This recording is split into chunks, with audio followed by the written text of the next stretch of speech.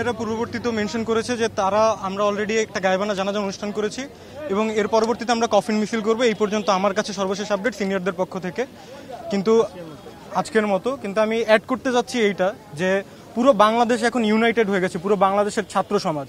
আগে একটা ভেদাভেদ ছিল, প্রাইভেট ইউনিভার্সিটি, পাবলিক ইউনিভার্সিটি, জাতীয় ইউনিভার্সিটি, স্কুল কলেজ। এখন কিন্তু কোনো ভেদাভেদ নাই। এখন ক্লাস 7 হোক, 8 হোক, 10 হোক, পাবলিক হোক, প্রাইভেট হোক, সবাই ইউনাইটেড। কিসের জন্য? অবশ্যই একটা যৌক্তিক আমাদের দাবি। এখানে এতগুলো ছাত্র, এতগুলো মানুষ কখনো অযৌক্তিক দাবি করতে পারে না। তাই আমরা সবাই একতা, যেহেতু আমরা একতা হয়েছি এবং আমাদের একটাই যৌক্তিক দাবি, সেটা হলো কোটাটা সংস্কার চাচ্ছি। আমরা তো বাতিল চাচ্ছি না।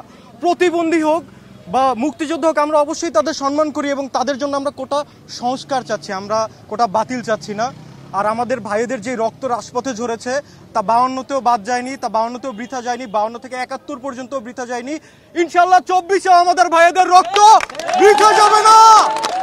আর আমাদের মাঝে যত ভাই বোন আছে যারা আমাদের দেখতে পাচ্ছেন, সবাইকে জানিয়ে দিচ্ছি, বহু ধরনের বিভ্রান্তি ছড়ানো হচ্ছে সোশ্যাল মিডিয়ায়, ফোনের মাধ্যমে, গ্রুপের মাধ্যমে। আপনারা কেউ বিভ্রান্ত হবেন না, সবাই বুকে আপনারা সাহস সঞ্চয় করবেন। আমরা ছাত্র সমাজ, আমাদের কেউ কখনো দাবায় রাখতে পারবে না ইনশাল্লাহ। বুকের মধ্যে গুলি করে মেরেছে, মানে আমরা এতদিন পর্যন্ত এরকম জানতাম যে যাই ঘটে যাক, পুলিশ তো ছাত্রদের দিকে গুলি দেবে না, গুলি তাক করবে না, ছাত্রদেরকে মেরে ফেলবে না, এই বিশ্বাস আমাদের ছিল। কিন্তু গতকালকে আমরা যেটা দেখলাম সেটা খুব মানে প্রচন্ড নৃশংস এবং ধিক্কার জানাই আমরা এটার প্রতি। শুধু এখানে আসলে ধিক্কার জানাই, আটকায় থাকার কোনো কিছু নাই। পুলিশ যেভাবে আমাদের ছাত্রদের উপরে গুলি ছুড়েছে এবং সরকারের ক্ষমতাসীন যেই দল রয়েছে তারা যেভাবে ছাত্রদের উপরে হামলা করেছে এবং বিভিন্নভাবে আমাদের শিক্ষার্থীদেরকে খুন করেছে, আমি বলবো তারা যেভাবে মেরে ফেলেছে, সেই জায়গা থেকে আমরা বলতে চাই, যেহেতু ছাত্রলীগ এবং পুলিশের মদদে এই ধরনের ঘটনা ঘটেছে, আমরা বলবো আমরা যদি মামলা করি এবং যারা মামলা করবে এটার হুকুমের আসামি হবে ছাত্রলীগের যে সভাপতি এবং যে সাধারণ সম্পাদক। আমাদের সরকারের কাছে একটা ন্যায্য দাবি ছিল, আমরা যেটা বলতে চাচ্ছি, আমাদের সরকারের কাছে একটা ন্যায্য দাবি ছিল যে কোটা সংস্কার। আমরা কোটা সম্পূর্ণভাবে বাতিলের পক্ষে না, আমরা চাই সংস্কার। অনস্বরগত জাতি যারা আছে এবং যারা প্রতিবন্ধী তাদের জন্য সর্বনিম্ন 10 থেকে 5% কোটা রাখুক, কিন্তু এটার পরিপ্রেক্ষিতে সরকার আমাদের বিরুদ্ধে যাচ্ছে এবং ছাত্রদেরকে নিয়ে গত 2 দিন আগে প্রধানমন্ত্রী শেখ হাসিনা যে একটা কথা বলেছে যে আমরা রাজাকার। আসলে আমরা কিন্তু যুদ্ধের সময় কেউ জন্মগ্রহণ করি নাই, আমরা কেউ যুদ্ধ দেখি নাই, তারপরেও সরকার আমাদেরকে নিয়ে, দেশের সকল ছাত্র সমাজকে নিয়ে যে কটূক্তিমূলক একটা কথা বলেছে যে রাজাকার, তার পরিপ্রেক্ষিতে দেশের ছাত্র সমাজ জেগে উঠেছে এই প্রতিবাদ আন্দোলন করতে। যে ইতিপূর্বে আমাদের 7 জন ভাই মারা গিয়েছে, আপনারা নিশ্চয়ই অবগত আছেন। গতকাল রোকেয়া বিশ্ববিদ্যালয়ের এক বড় ভাই, তিনি আবু সাইদ নাম, গুলিবিদ্ধ হয়েছে। তার পরিপ্রেক্ষিতে আজ গোটা বাংলাদেশের প্রত্যেকটা বিশ্ববিদ্যালয়, কলেজ সমূহ, সব জায়গাগুলোতে গায়বানা জানাজা অনুষ্ঠিত হয়েছে। এখন এটা চলমান থাকবে।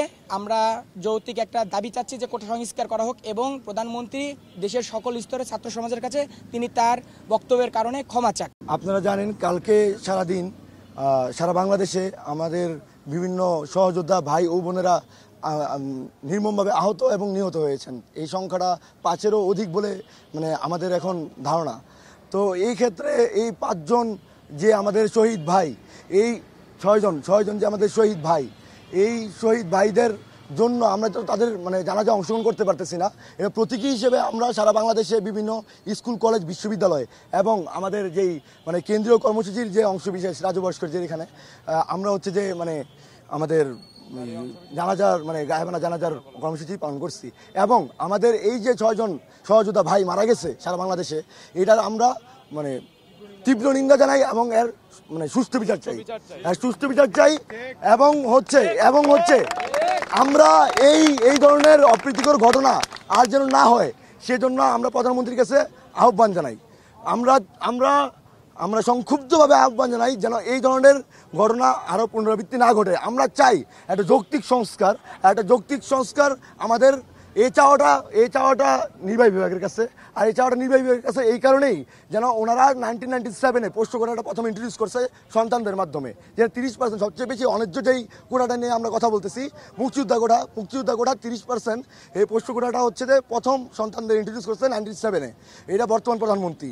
এরপর 2011-এ উনি আবার সেকেন্ড দফা মানে দ্বিতীয় দফায় সন্তানদের জন্য মানে মুক্তিযোদ্ধা সন্তানদের পরে মুক্তিযোদ্ধা নাতিদের জন্য এটা মানে ইন্ট্রোডিউস করছে। তো এখন এই কারণে ওনাদের কাছে আমাদের সবার সম্মিলিতভাবে ওনার কাছে দাবি যে উনি যেন একটি সুস্থ সংস্কার করে দেয়, যেন আমরা ছাত্র সমাজ এইভাবে অবহেলিত না হই।